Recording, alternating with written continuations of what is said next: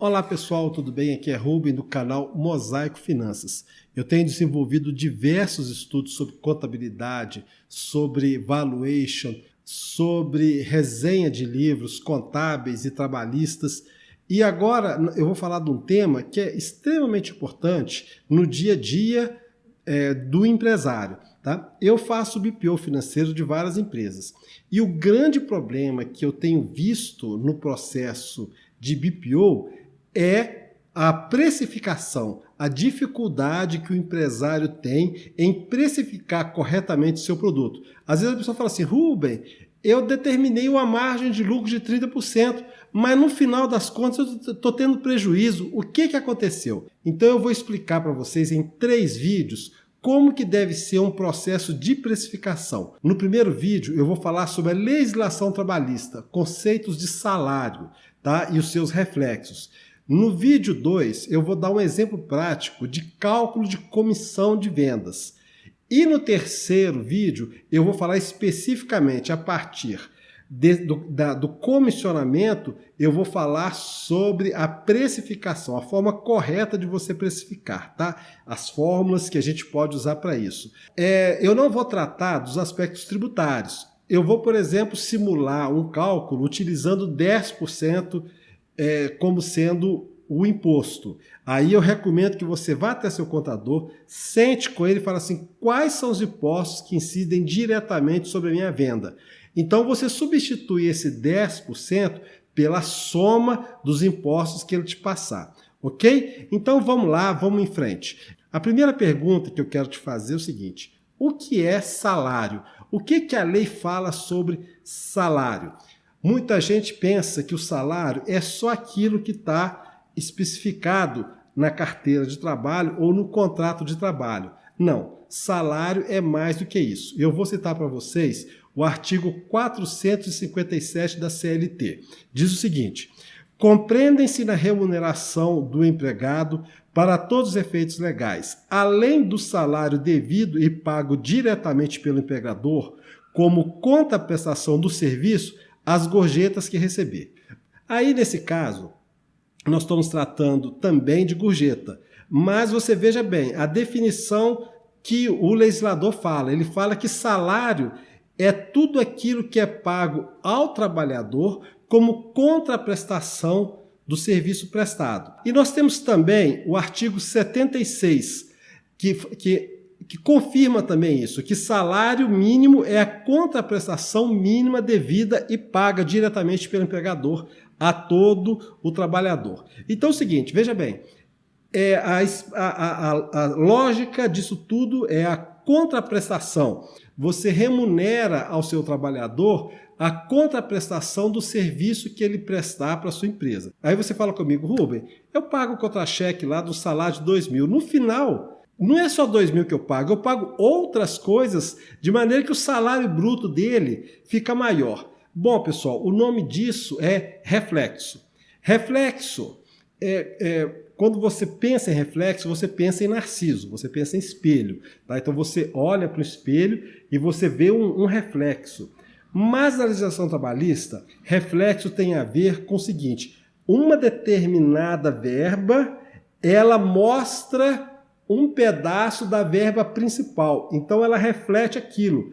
Mas o reflexo na legislação trabalhista é muito mais do que isso. É energia, é movimento. É como você vai em cima de uma ponte, atira uma pedra. Ok, então a pedra seria o ponto principal, seria o salário que você contratou ou a comissão que você contratou. As demais verbas, o irradiar, são os reflexos. Mas quais seriam os reflexos? Tá? O que comporia esse reflexo? Bom, eu considero reflexo como o núcleo principal, a partir do núcleo principal. O que é o núcleo principal? É o salário que você contratou ou o comissionamento contratado. Se você contratou o trabalho ou o sistema misto, né? Se você contratou o trabalhador, salário fixo de R$2.000, então esse seria o núcleo principal. Tá? A partir desse núcleo são produzidos os demais reflexos.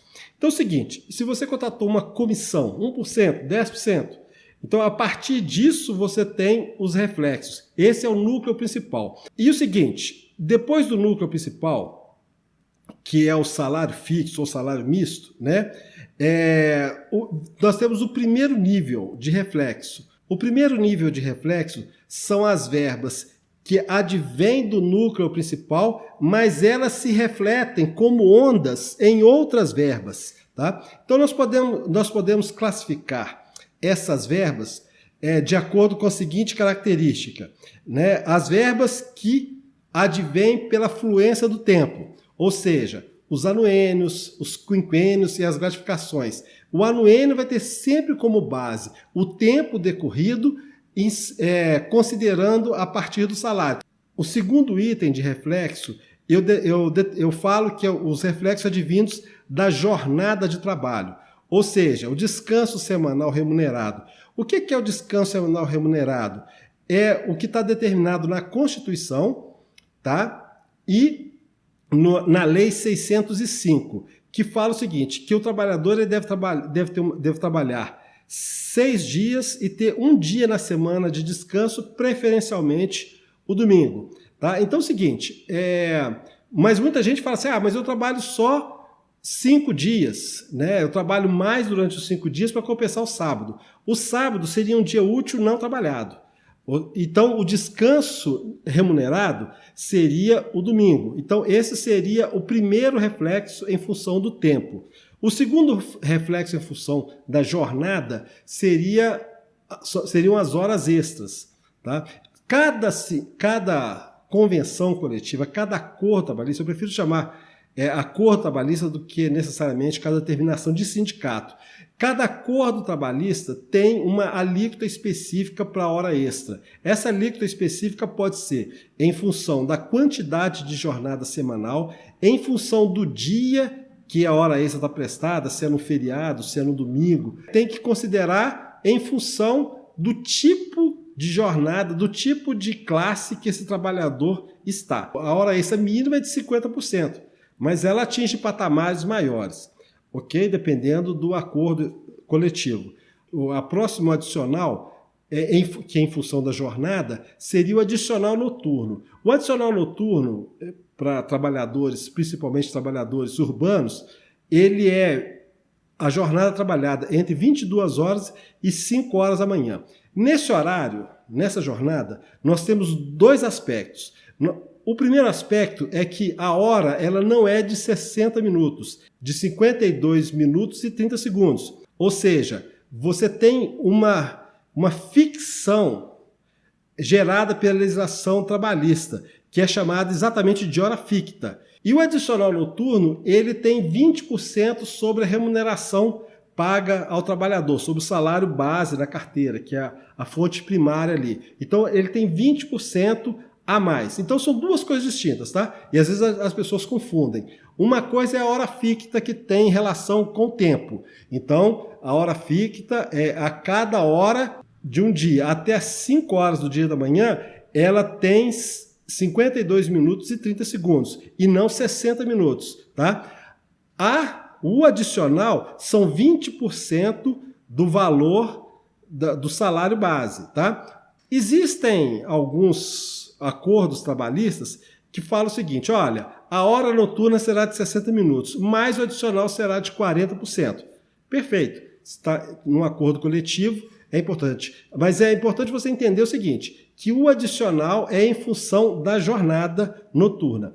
O próximo reflexo pela jornada é a interjornada, ou seja, todo trabalhador ele tem que ter entre uma jornada de trabalho num dia ao início da outra jornada, um intervalo de 11 horas. Tá? O que for suprimido deverá ser pago como hora extra para o trabalhador. O próximo adicional com relação à jornada seriam as horas de sobreaviso. Ou seja, você fala para o trabalhador, olha, você vai ficar com o celular ligado entre 8 e 10 horas da noite. Se acontecer alguma coisa nesse período, você vai ser acionado.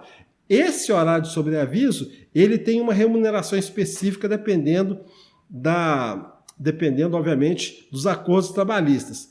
Mas, assim, ele tem como base, né, também o salário principal. Então, ou seja, esses reflexos, eles advêm da jornada, tá? Bom, existem reflexos que advêm do ambiente de trabalho.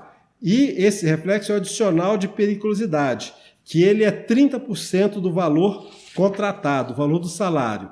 E também tem o adicional de insalubridade, que ele é 10%, 20% ou 40%, mas não sobre o salário base.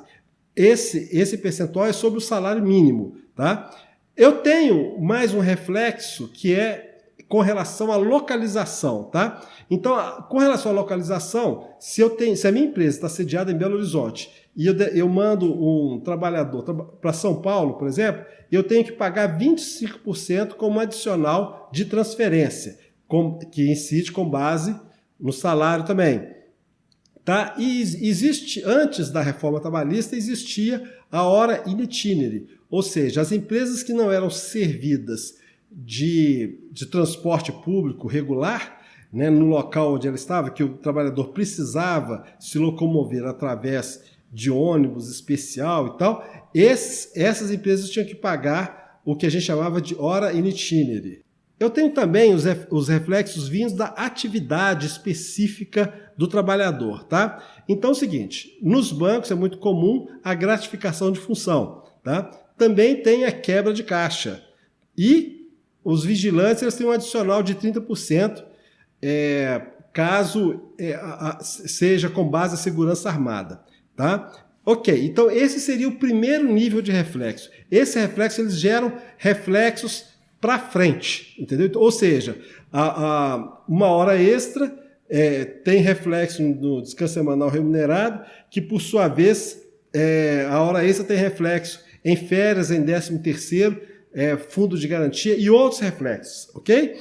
Então tá, vamos lá. E agora nós temos o segundo nível, que são reflexos que são controlados por lei ou pela jurisprudência, tá? Um caso clássico seria o DSR, ou descanso semanal remunerado, sob hora extra, e normalmente também o adicional noturno. De acordo com a OJ, ou Orientação Jurisprudencial 195, não produz reflexos em férias e 13º salário e fundo de garantia, ok? Bom, e nós temos a gorjeta, que a gente já falou, que tem reflexo também limitado. Bom, agora nós temos o terceiro nível. São aqueles reflexos que produzem pouco reflexo, tá? Então, normalmente, os reflexos são, no fundo de garantia somente, que são férias, 13º salário e aviso prévio, tá?